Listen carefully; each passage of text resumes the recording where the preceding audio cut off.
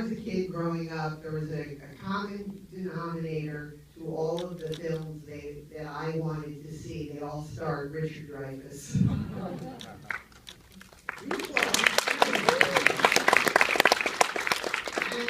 And he's such a key figure in cinema since bursting on the screen in Betty Kravitz and American Graffiti. And he's one of those actors, you know, that for all of us, he is in the lexicon of cinema. Jaws, Close Encounters, Mr. Holland's Opus, The Goodbye Girl, Down and Out Beverly Hills, Never Come. You know, we all have our favorite Richard Dreyfuss performance. One of the things I wanted to know, which I also wrote about, he won an Academy Award for The Goodbye Girl. The reason that that is so special is that so few actors have won a Best Actor award for a comedic role. Very few. Jimmy Stewart and Clark Gable and Happened One Night. Some could argue maybe Lee Marvin and Cal Blue. I sort of classify that more as a Western. But he, you know, to win an award for saying a line like, I sleep in the nude El Buffo, and he will do that much better than me. All right, Richard. That is quite, you know, because they don't give awards for comedy, so that is quite a tribute to him. No one has won a Best Actor award for a comedy since Richard Dreyfuss. And I could spend an hour talking about him, but it would be much better to actually watch his work and share all the love that he's poured into his movies. We're going to give that right back and take a look at him right now. Oh, Richard. How do you feel watching all of that? Great. No complaints? No critique? Well, critique is one thing, but I spent 50 years doing what I wanted to do.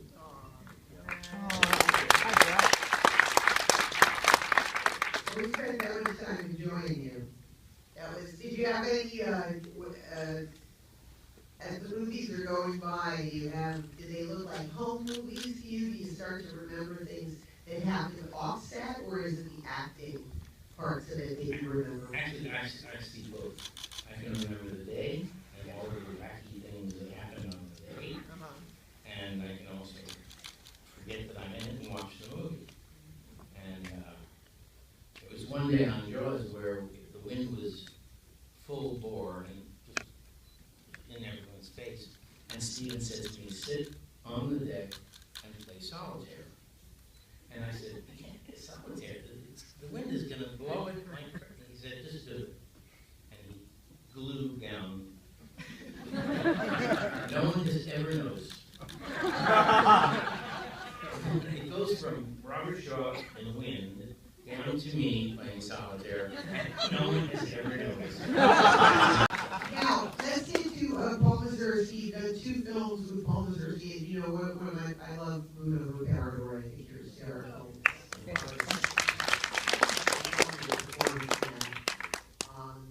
And Down and Out Beverly Hills was a film that you had taken some time off. Is that fair to say? Is that? I couldn't get a job. All right, we're gonna go there. So in taking time off, did your acting change in any way? Did it feel like a new pair of shoes? How did that feel? I never thought about it, but it may very well be that little time in the dark affected me, because Paul asked me to play the other part, the Nick Nolte part, and I said I'd rather play the husband. And he said, why? And I said, I just know how to play him. And really it was because I didn't think I had the chops to play the other. And it was a lack of confidence, which is alien to my nature.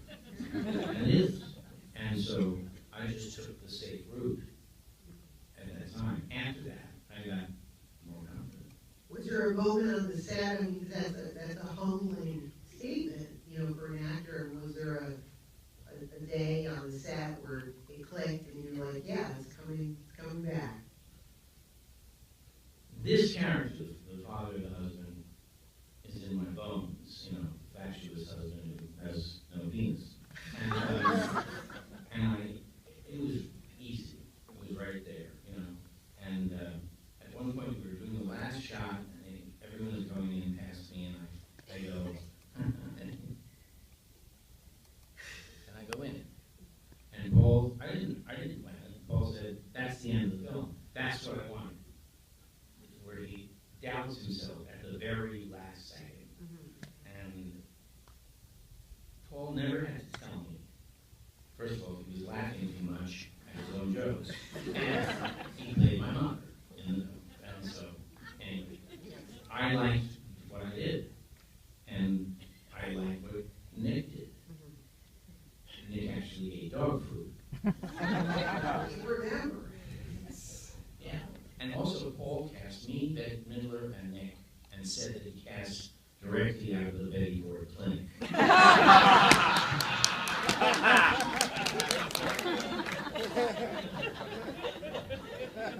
And you spoke a couple days ago about the film, What About Bob, and said you may not have had the best relationship with your co-star, and what kind of an adjustment do you need to make as an actor? I find personally it's better when you get along with someone. Oh yeah, I always ask for creative and calm and atmosphere. You know, I just want nice things. I want it to be fun. And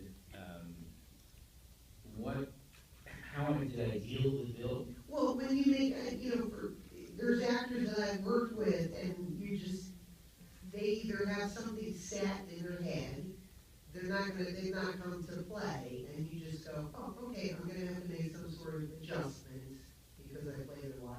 It was lucky because I played a person who hated it. So I just played that.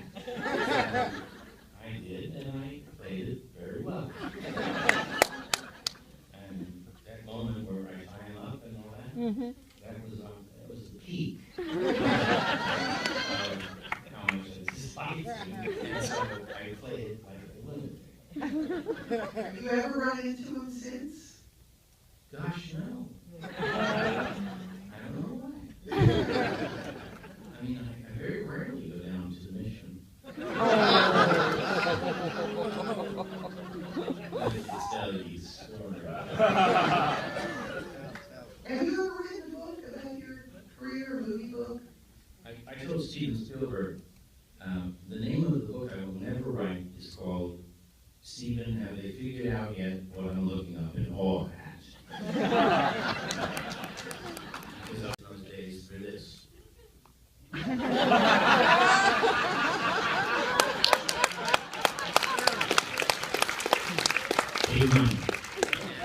One day, Steve and I were on a location scout for Close Encounter, and he said, "Can I ask you a question about Jaws?" I said, "Sure." He said, "You remember shooting Jaws?" I said, "Yeah." "You remember the shark never worked?" "Yeah." And I told you things like, "Ooh, look at that shark. He's a 30-footer and all that." I said, "Yeah." He said, "Did you ever feel stupid?" I said, "What are you saying, Stephen?"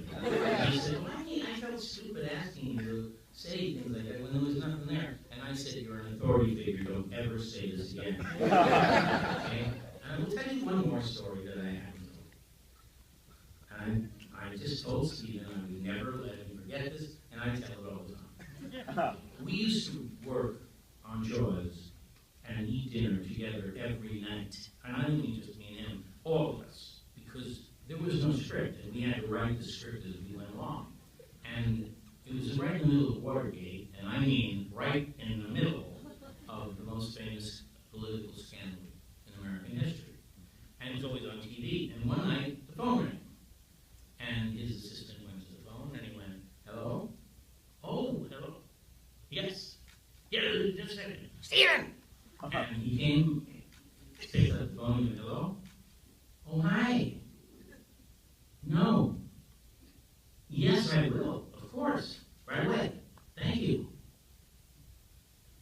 Robert Redford. He wants me to direct All the President's Men. What's it about?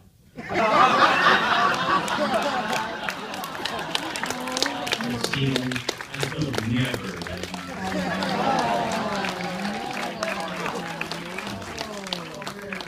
Okay, I'm going to get to my, I know we all have our cult favorite, which we've talked about, Let It Ride. Degenerate camera. I love Let It Ride. I love that film. I love your relationship with Terry Garr. Can you talk a little bit about Terry Garr? When I was a young actor, completely unknown, I lived next door to Terry Garr, and I used to throw pebbles at her window and do sonnets. And she was like the Gentile princess.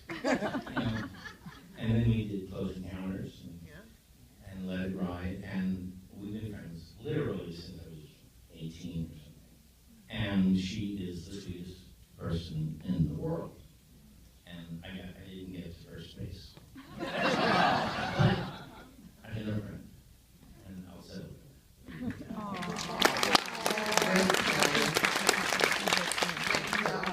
For Mr. Holland's Opus, you were again nominated for an Oscar. Did it feel different the second time around? The first time you said you actually knew you were going to win the Oscar. I didn't know about Mr. Holland. I didn't. I was thrilled to be nominated because the film came out of left field. And also, they made the mistake of giving film to the sophisticated New York glossy film magazines like Vanity Fair and Esquire, and they have a cosmopolitan sneer, you know. They put down anything that doesn't come out of New York. And Mr. Holland was just too sweet and simple film, and they just destroyed it. And then my partner, Judith, took the film under her arm and went all over the country creating private screenings with teachers, musicians, deaf people, all the things I mentioned, hundreds of these things, and that made the film. We made a lot of money, but we would have made more had we not given it to the glossies first. But marketers of film are basically people who have idea A and idea A. They don't know about marketing a movie. And that's the truth, and I don't care who's here.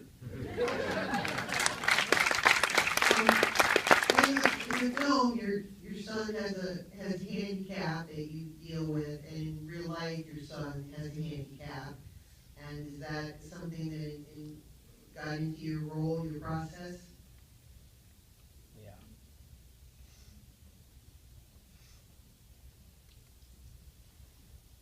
My son has one eye. He was born with one eye. It's what they call an anomaly. It means it's 1 out of 5 million, and it's nobody's fault. It's not genetic or anything. And we had named him Peter. And then the doctors told us that the name of his thing was Peter's Anomaly. And my wife and I looked at each other and went, Ben, and changed his name. And of course, it informed every part of my life. It informs every part I do. But that was an easy call. And I also felt inadequate to it, as Holland does. And it was amazing that they'd already written a script that said exactly how I really felt. You know, I didn't understand that I wasn't up to it, you know. And now Ben is an editor of Mother Jones magazine.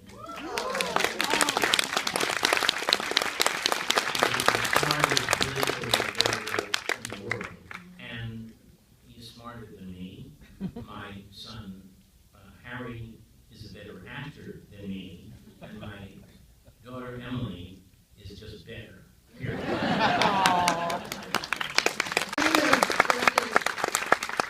Unfortunately, we have to wrap it up because we have to all see the movie. But at the end of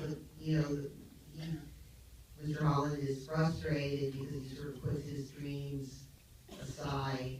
And in terms of your career, you've accomplished, I mean, so much, as I said in the beginning, to be a part of films that are on par with Citizen Kane, Gone with the Wind. Those, I mean, yeah, Close Encounters, Jaws. Okay, you are. I mean, you are one of our greatest actors. You really are.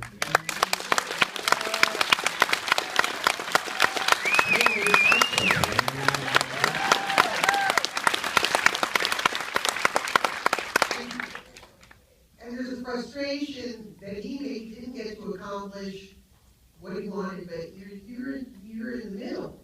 You've still got so many great films. Actually, I have no frustration because I set out not to do one part.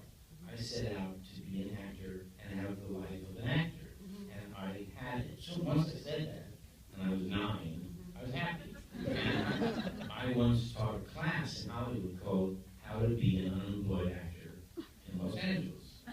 Because I love that too. I love waiting online for unemployment checks. I love snoring casting directors. I love turning down 2-line parts. I loved it all. And I never had a part, except one, that I aimed to get. And that was Close Encounters because I knew that film would outlive us all because it was such a noble idea. And so I badmouthed without guilt every actor. And De Niro has no sense of humor. On the day I said, Stephen, you need a child. And he said, you got the part. And I knew he did because this guy had to have the wonder of a child. And that's one thing they didn't have, and I did.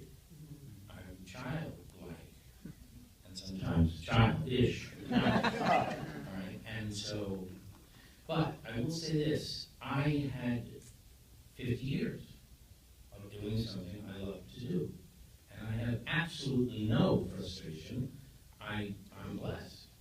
And I will remind you that the films in the 70s were Neil's films or Stephen's films. The films in the 80s are mine. Yeah. And people don't see them often because they all were good movies. All of them. But they didn't make, $7 billion. But Once Around, Let It Ride, Down and Out. All the films I made in the 80s, I have an ownership pride of. I can't take ownership pride for Jaws. That's Stephen's film. It may have done me a lot of good, but it's Stephen's. The films in the 80s were mine.